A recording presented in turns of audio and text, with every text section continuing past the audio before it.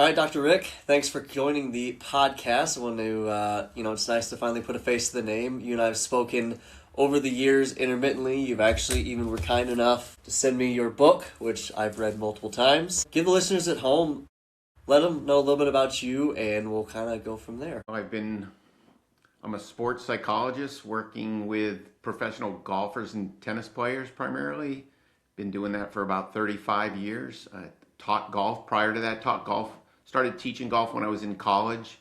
Did that for basically every summer while I was in college, and then went to graduate school studying, got my license in psychology, got a specialization in sports science as well as counseling psychology, kind of combined the two fields.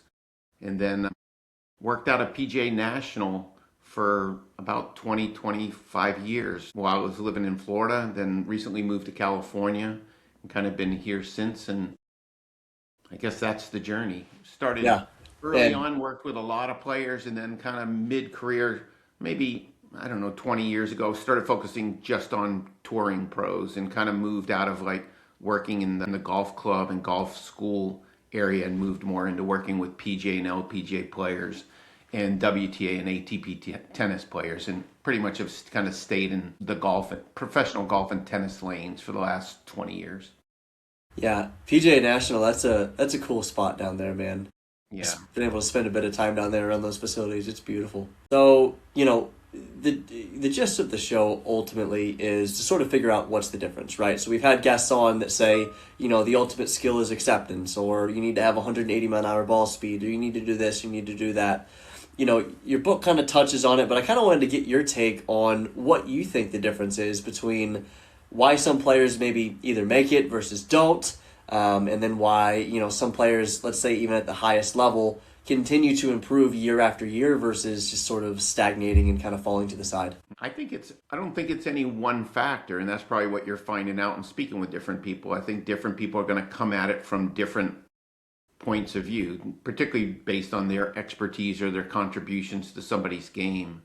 But if I had to pick a couple of the variables that, like, for me, like the book I wrote, Easier Said Than Done, I started it in sports psychology thinking, you'd hear a lot of people say, hey, once they get to a tour level, it's now 100% mental. They're all skilled. Everyone's really good, and it's all about mental. And that was kind of exciting to kind of enter the sport that way. And then I started working with a lot of touring pros, and just not true, not from my point of view. To me, it is a game of skill, even if you are a psychologist. And so I have said for years, if you're not good, you'll soon be mental, and they go together. So the mental side of the game can certainly interfere with skill. So you have to be good with managing your attention, managing your thoughts, managing anxiety, all the things you kind of learn as a sports psychologist. But if someone doesn't have a baseline of skill, they're not going to compete. And so for me, I've always seen myself first and foremost as a skill acquisition expert, and then second as a mental expert. Because if you don't have the skill to play on the PGA Tour, you're not going to think your way through it. You have to drive the golf ball far and straight today. You have to hit greens in regulation. You have to putt to a certain level. And so that's it. And now you get into, okay, what does it take to develop that level of skill? And then it gets into, the research is pretty clear in the area of deliberate practice in terms of the 10,000 hour rule or the 10-year rule, and just how long it takes these guys to really develop, an elite level of skill. But that's tied to their will to work, their coachability, the amount of time they put on task in terms of so there's kind of the quantity of the work, and then there's the quality, the deliberateness of the work together. One word I always focus on is execution. I just find that the better players I've been around walk the talk, where other people procrastinate and don't do as much, as often, as long as other people. Yeah, I think there's really a lot of gold there that I'd actually like to just kind of sit for a second, if we can, on sort of the whole premise of skill acquisition, right? So we've had Carl Morris on, who is a big proponent of skill acquisition and would be a colleague of yours. What's your take on the best way to go about skill acquisition? Are you in the camp of block practice? Are you in the camp of random practice? Is it a little bit of both?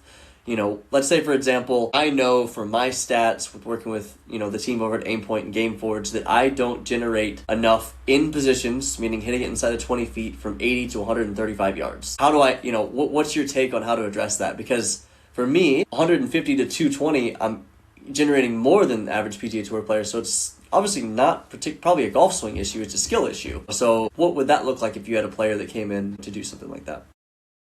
That's a great example. I think there you'd start looking at, variable practice. Variable practice is going to have a better outcome over time than block practice in that situation. There's certainly any coaches watching, your podcast, like if you're teaching a beginner who can't move the club in a consistent way, can't set up in a consistent way, can't get the club back on the golf ball consistently, I would argue block practice is going to allow them to start kind of repeating a particular part of the golf swing. But you could separate kind of movement drills where you might use some block practice to get the body moving in a correct way, kind of the physics of the golf swing, from what I would call ball control skills. Once you're a better player, where you are, AJ, and now you start to talk about learning distance. What's the difference between hitting an 87-yard wedge and a 94-yard wedge? What's the difference in terms of flighting it down? What's the difference in terms of getting the ball to release and check? The things you're working on when you work with tour players, it's a very different practice. Because now variable practice, where you're considering the transfer conditions that exist in the environment as well as executing a movement. It's not as simple as if I put this movement on the ball, I can control the ball to that level. And the research is pretty clear there that variable practice is going to allow you to kind of build more ball control skills once you're at that skill level. Yeah, it's been kind of funny. Like, I've been having these conversations with my coach, and it sort of feels like you kind of peel back the onion, right? Like, you feel like you ingrain and build this movement pattern of a golf swing, and you're like, all right, now I've got it. And it's like, well, no, you have a million other things now that you realize that you didn't even know that you needed. Like, the second you start adding tools to your arsenal and hold-off shots and flighted ones and releasing it and, like, doing all these things, you're like, oh my gosh, like, there's so many tools that I didn't even know that I needed. And it kind of feels like as you learn one of them, like, three more become unlocked. And it's like, all right, well, I gotta keep going down this sort of rabbit hole. And it can be a little overwhelming as a player, for the players out there listening, like, when you kind of go into that rabbit hole of trying to acquire skills. So that's why I think, the variable practice makes sense. I think sometimes, at least for myself as a player, we look at this big task of, all right, I understand that I need to acquire skill. What's that look like to kind of do that? And so I think that's a good way to look at it. I think what's interesting is that I don't think in the game we talk about skill enough. I think we talk about the golf swing a lot. We don't talk about ball control enough. The game is about ball control. I work with a lot of great players who their swing is not biomechanically what you would recommend. I think if you look at the top of the game today, I don't know that Scotty Scheffler, I don't know that Nicholas, I don't know that Annika, they certainly didn't have golf swings that you would necessarily say these are the ones we're going to model the game after, right? So there's kind of the biomechanics of the golf swing, and then there's your ability to control the golf ball, to hit the ball in a predictable fashion. So if the ball cuts a little bit or doesn't quite go as far or the swing isn't as efficient, that to me is very different than the fact, but that's all right, you don't hit the ball perfect, but you hit it the same, or you hit it in a predictable way. And I've had conversations with Randy Smith, who coaches Scotty, and he talks about how much time Scotty works on distance control, that he will say directly that Scotty's target is his distance. It's not necessarily like just the line. And as long as you can control that distance, even with an inefficient motion, as long as you can control the distance, you have skill that way. And we don't talk, a lot of times we are always talking, even with amateurs, about improving their golf swing. And obviously there's a correlation, but there is a point where, like someone as you talk, I've had times where I'm working with a tour player and they're not skillful within a certain range of their wedges. And then I'm going to fly into your home club. I want to see where you practice most of your time. And all of a sudden they get there and I'm like, oh, wow, now I get it. Because the first green on your range starts at 110 yards. You don't even have a green on your range from 85 to 110. So when I say, so where do you hit when you start warming up with your wedges, where do you aim? And they're like, that green.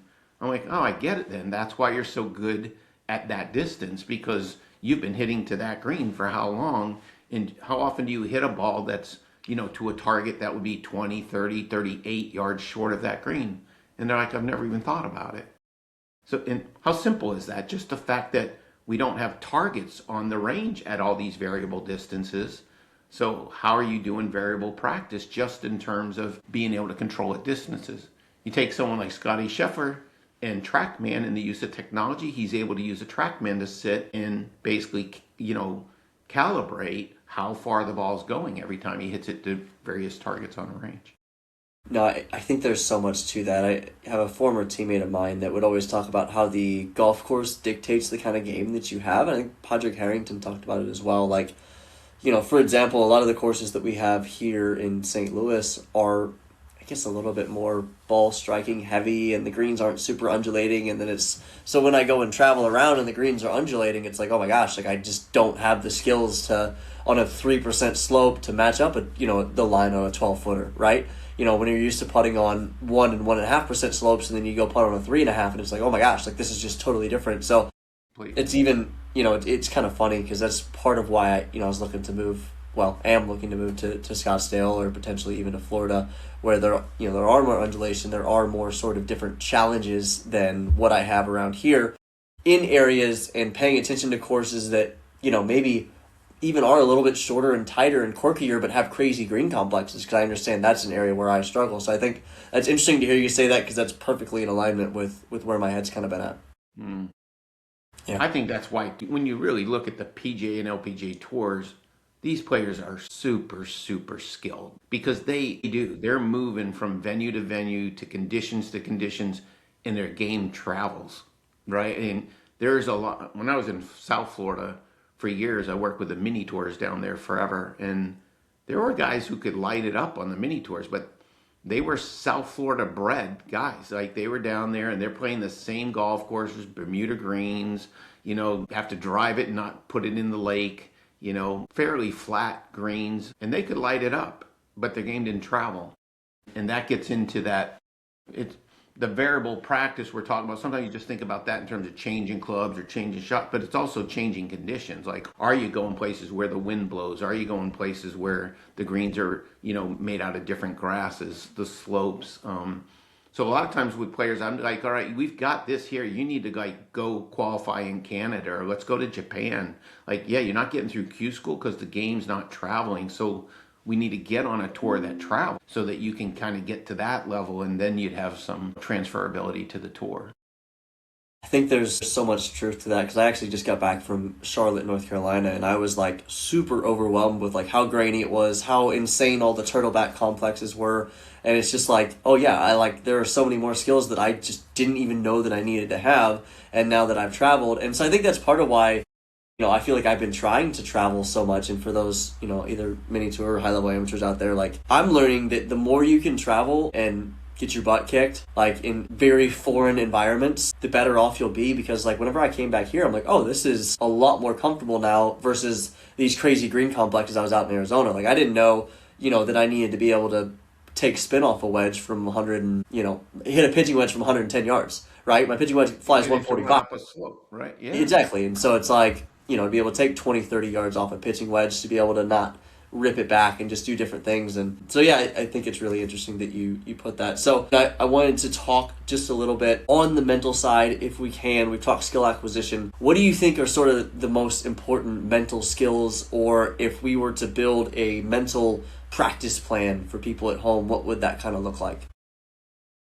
I appreciate that, because I think they're on the mental side of the game.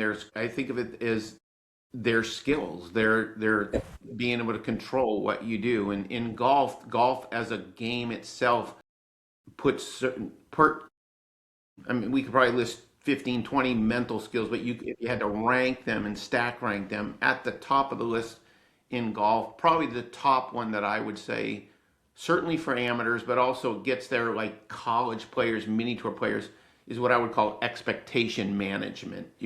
the focus of the way you keep the game in perspective is probably the most important one, because when you don't keep the game in perspective, you can't deal with the vast amount of failure that exists in the game of golf. In golf, you're losing so much more than you're winning. In the game of golf, you're playing 50% of your rounds below your average and only 50% of your rounds above your average. That's just statistically a fact.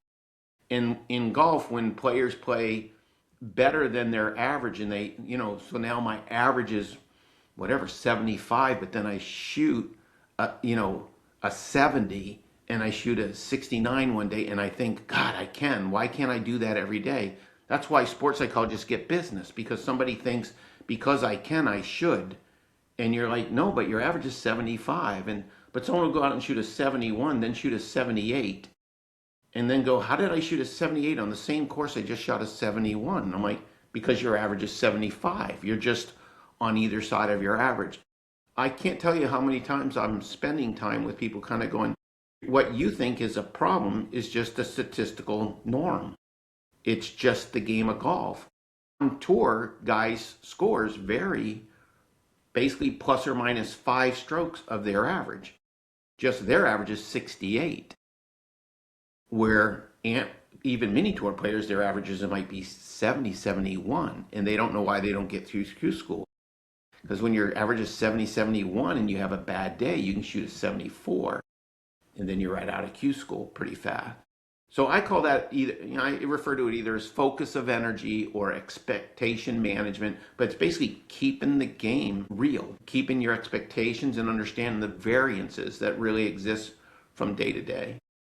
A second skill that's really important in golf is attention control. The ability to manage your attention and keep your mind in the present moment and play the game basically a shot at a time. There's a lot of cliches around stay in the moment, be in the present, play one shot at a time. Those are all cliches and phrases people have come to basically say, manage your attention. When you're engaged in a motor skill, you should be in the task at hand. So each shot in golf is really an independent shot that you're trying to commit all your mental resources to trying to execute that shot. As soon as you're doing that and you start think, boy, I got to make this 6-footer for for par, because if I miss it, now I made another bogey, and that's my third bogey in a row, and now I'm going to start this round 3 over after 4 holes. As soon as your attention wavers to, oh my God, there's a lot of conditions to me making this putt, rather than me just reading a 6-footer, starting just outside the right lip at medium firm speed, let's see if I can execute it. That's a challenge in golf all day long, because you're playing golf, whether you're trying not to be aware of the outside circumstances. On tour, it's like we always say, play inside the ropes. Don't be aware of the gallery. Let's not pay attention to the scoreboard. We might pay attention to the scoreboard on the final day with 4 holes to play, because we got to know whether we want to go for, like at Augusta, you want to know if you're going to go for 15 in 2, if you're in the lead, if you're 1 behind, those types of things. But otherwise, the rest of the rounds, you don't need to be thinking about the score. So part of that attention control is about, can I just play a shot at a time? And then the other piece of attention control that's really critical in golf is it's tied to another skill called thought control, is when you're over the golf ball, what is your attention on? And there's good research in the game of golf that kind of says your attention should be more external than internal. So when I'm hitting a wedge or I'm hitting a chip, I'm trying to flight the golf ball. I'm trying to see or feel or sense or rehearse the flight of the golf ball. Golfers today, oftentimes because they're online and they're watching swing instruction, or they get instruction, and through the course of instruction, you're oftentimes thinking about your body, and you need to it somewhat, they get too internal. And now they're playing with 1, 2, 5 swing thoughts in the middle of the swing, and that deteriorates their game as well. So my top 3 are basically expectation management, attention control, and then thought control, being able to manage your thoughts to maybe have a swing trigger with an external focus of attention.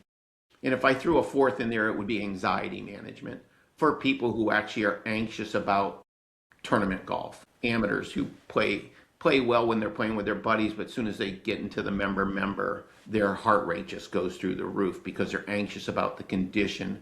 And now you're talking more about their ability to kind of, lower their arousal level under certain conditions. So if you had a player who wanted to work on attention or thought control, would that be breath work away from the course, like meditation, mindfulness, or what would you encourage a player to work on? Like, let's say someone had 15 minutes a night to be able to work on something. What would that look like? There's basically solutions for problems. Yeah. No, I think that's all really good. I want to be very cognizant of your time, so I just wanted to give you the opportunity to shout out anything you would like in terms of, maybe your books. I know you've written a couple books. You were very kind to send me both of them, where people can find you, how they can support you, sort of any of those things. Just want to give you a chance to do that now.